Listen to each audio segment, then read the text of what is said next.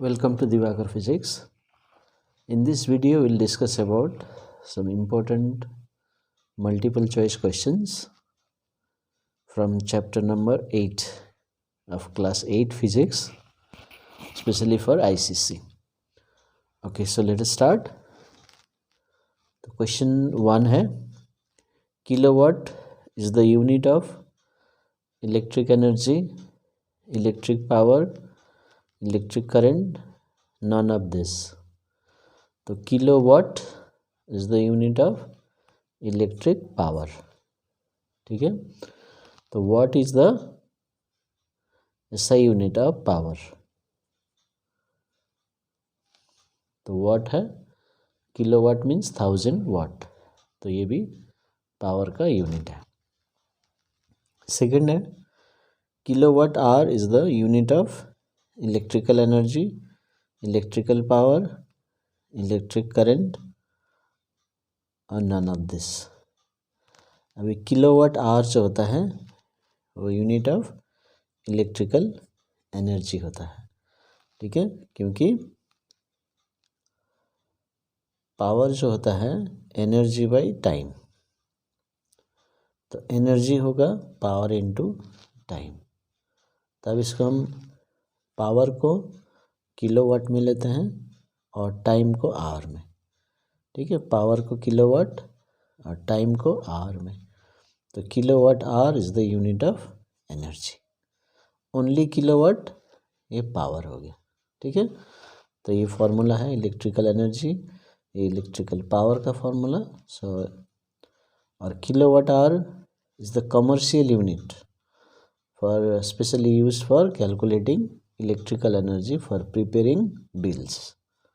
तो याद रखिए. ओके, थर्ड है, if 60 joule of energy is consumed by an appliance in 2 seconds, it's electric power is. अभी जैसे ये फॉर्मूला लगा सकते हैं, power is equal to energy by time. तो एनर्जी क्या है 60 जूल और टाइम है 2 seconds, तो ये हो जाएगा 30 जूल पर सेकेंड. इसका मतलब होता है 30 वाट. जूल पर सेकेंड ही वाट होता है. ठीक है, सो 30 जूल पर सेकेंड इज 30 वाट. 1 जूल पर सेकेंड 1 वाट. तो आंसर है ये 30 वाट. नेक्स्ट है 1 किलोवाट आवर इक्वल्स टू, जैसे हमने यहाँ पर देखा kilowatt hour is the unit of energy, so this must be related with joule. तो यहाँ पर 3.6 into 10 to the power 6 kilo joule, 3.6 into 10 to the power 6 joule, 3.6 into 10 to the power 6 watt. तो ये आपका जूल में relation है, ये इस तरह से रिलेटेड है. तो आप देखिए ये सभी वैल्यूज है, एक ही दिख रहा है लेकिन यूनिट चेक करिए. तो ये किलो जूल में है और ये जूल में, तो ये राइट रिलेशन है. नेक्स्ट क्वेश्चन है, the electrical energy is supplied to our homes at what voltage. कौन से वोल्टेज में? 220 वोल्टेज में हमारे घर में आता है. ठीक है, 220 वोल्ट.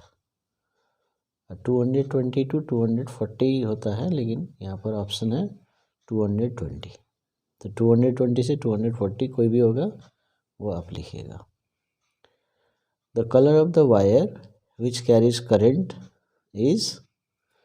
अभी यहाँ पर 3 वायर होते हैं, है ना. तभी आपको समझना है कि लाइव वायर ब्राउन होता है और ये करंट कैरी करता है, तो इसका आंसर होगा ब्राउन. ठीक है, विच कैरीज करंट. और जो दूसरा वायर होता है न्यूट्रल, ये ब्लू वायर होता है.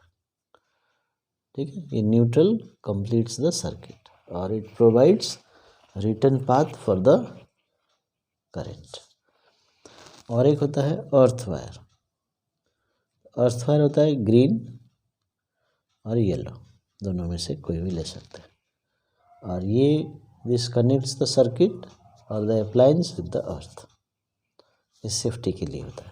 तो 3 वायर्स होते हैं, तीनों का अलग अलग कलर यूज होता है। ठीक है, ओके।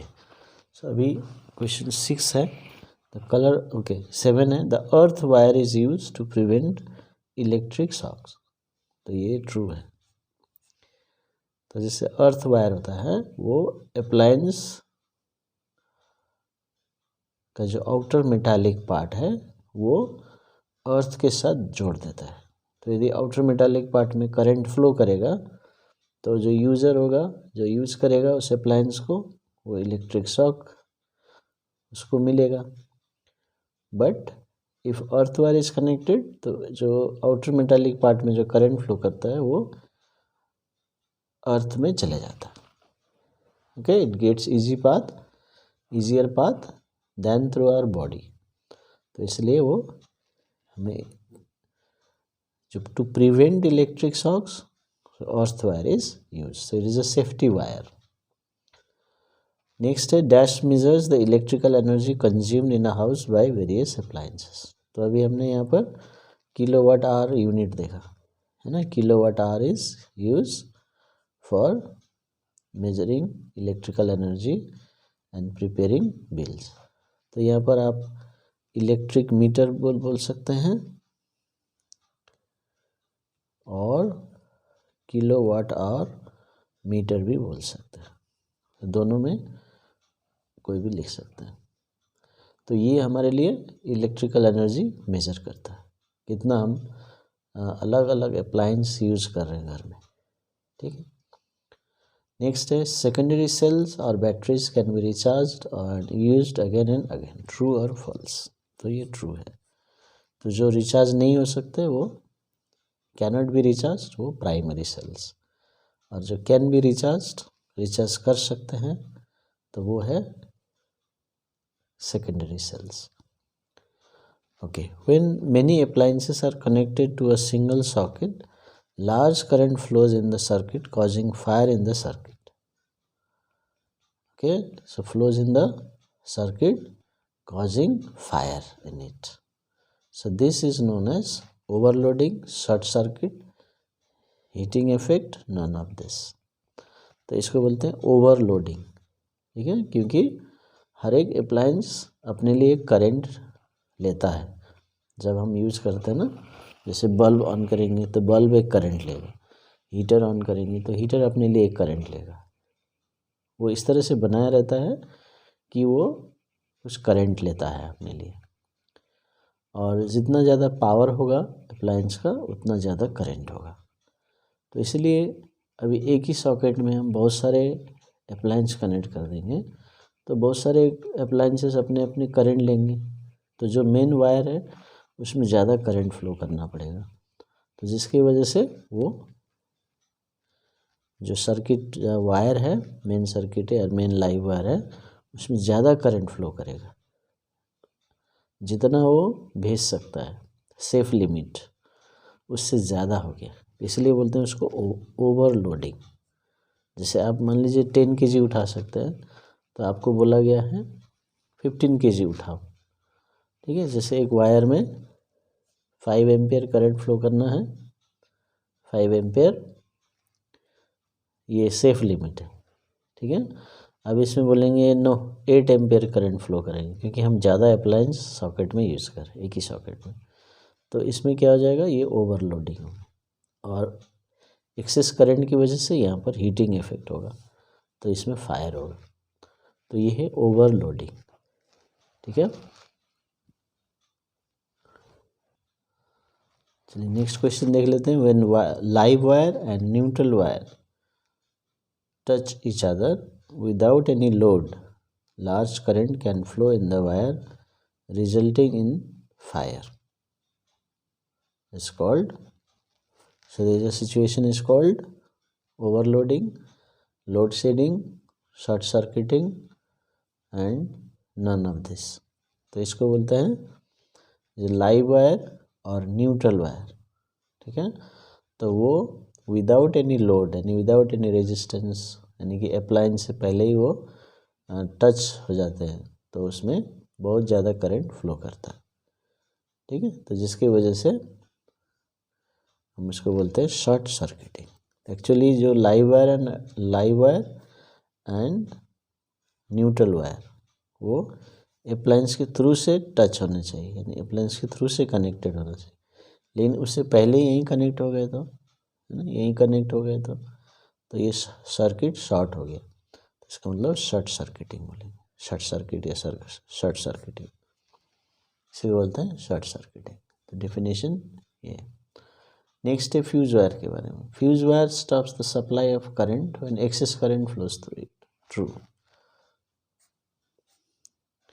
अभी फ्यूज वायर क्या होता है, जैसे मैंने बताया, एक वायर एक 5 एम्पियर करंट पास करना, लेकिन जब इसको 8 एम्पियर पास हो जाए इसमें, तो इसमें ये वायर में ओवर हीटिंग होगा, फिर ये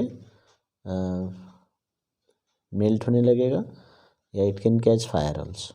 तो क्या होगा, डेंजरस सिचुएशन। और मान लीजिए अप्लायंस है और ये सिर्फ 5 एम्पियर में काम करना है, तो 8 एम्पियर पास करेंगे तो ये वायर मेल्ट होने से पहले अप्लायंस डैमेज हो जाएगा।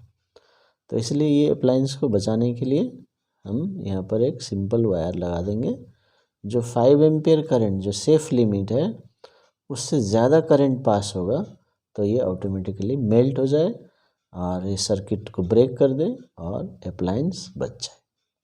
तो ये कॉन्सेप्ट है फ्यूज वायर का। इसलिए इसको इस तरह से लगाया जाता है कि whenever there is excess current than the safe limit, so it gets melted. तो इसलिए अगला क्वेश्चन है, fuse wire should have low melting point. तो बिल्कुल सही है, क्योंकि इसको मेल्ट होना है, मेल्ट नहीं होगा तो अप्लायंस डैमेज हो जाएगा, तो इसको मेल्ट करना है, तो ट्रू। सो इसका प्रॉपर्टी है low melting point. Fuse wire is made from alloy of copper and aluminium, copper and tin, lead and tin. तो ये प्रॉपर्टी लाने के लिए, लो मेल्टिंग पॉइंट लाने के लिए ये एलॉय बनाते हैं और लेड एंड टिन का बनाते हैं, इसको सोल्डर वायर भी बोलते हैं। नेक्स्ट है, अ fuse wire of current rating of 10 ampere is thicker than that with 5 ampere. अभी ये एक फ्यूज वायर है, ठीक है, मान लो एक फ्यूज वायर यूज़ करना है, इसमें 10 एम्पियर पास करना है, और दूसरा फ्यूज वायर है ये 5 एम्पियर पास करना है। तो मटेरियल तो यही होगा, लेड एंड टिन का। तो पता कैसे चलेगा कि कौन सा वायर ज़्यादा करंट देगा, तो हम इसको थिक वायर बना देंगे। तो जितना थिकनेस होगा उतनी ज़्यादा करंट रेटिंग होगा, इसको बोलते हैं करंट रेटिंग। तो यहाँ पर 10 ampere is thicker than 5 ampere fuse wire, तो ये सही है। तो जितना ज़्यादा करंट भेजना है उतना ज़्यादा थिक होगा, ठीक है। चलिए, MCB stands for multiple circuit breaker, miniature circuit board, miniature circuit breaker. तो ये राइट आंसर है। तो इसका काम भी फ्यूज का जैसा ही है, जब ज़्यादा करंट पास होगा तो ये स्विच ऑफ हो जाएगा, ठीक है, और ये भी प्रोटेक्ट करेगा अप्लायंस को, और हम फिर स्विच ऑन कर देंगे तो फिर ये सर्किट कंप्लीट हो जाएगा, फिर सर्किट काम करने लगेगा। Earth wire is connected to the dash of the appliance. तो यहाँ पर switch off the appliance, metal casing, plastic casing, none of this. तो ये होता है, जैसे मैंने पहले बताया, मेटल केसिंग में टच करना चाहिए ताकि वहाँ से करंट अर्थ में चले जाए। 18, the colour of the wire where fuse is connected. अभी फ्यूज वायर क्या करना है, लाइव वायर में कनेक्ट करना है, और लाइव वायर क्या होता है, ब्राउन होता है। तो देखिए, fuse wire is connected in live wire, so fuse switch सब लाइव वायर में लगा। क्यों? क्योंकि लाइव वायर में करंट फ्लो करता है, इसलिए उसको ब्राउन वायर में लगाना है। नेक्स्ट है, fuse wire of current rating 3 ampere can be used to the device which draws 5 ampere current for its proper working। तो अभी जो अप्लायंस है वो 5 एम्पियर लेगा, लेकिन फ्यूज़ 3 एम्पियर का मतलब है 3 एम्पियर से ज़्यादा करंट जाएगा तो ये मेल्ट हो जाएगा। अब जैसे हम स्विच ऑन करेंगे ठीक है ना। तो ये 5 एम्पेयर ड्रॉ करेगा, जिसकी वजह से ये फ्यूज़ मेल्ट हो जाएगा, क्योंकि fuse wire of current rating का मतलब है fuse wire will allow up to 3 ampere current. इससे ज़्यादा हो गया तो ये मेल्ट हो जाएगा। तो अभी हम भेज रहे हैं 5 एम्पेयर, तो मेल्ट हो जाएगा। तो इसलिए बोल रहा है can be used with the device, so false, नहीं यूज़ कर सकते। ठीक है, 5 या 5 से थोड़ा ज़्यादा हम यूज़ करना। लास्ट क्वेश्चन है 1 watt is equal to 1 joule second, 1 joule पर सेकेंड, 1 सेकेंड पर जूल, नॉन ऑफ दिस। तो जैसे मैंने बताया पावर का यूनिट होता है जूल पर सेकेंड, है ना, और उसको वाट ले लेता है। तो ये बी आंसर है। सो 1 जूल पर second is 1 watt. Thank you.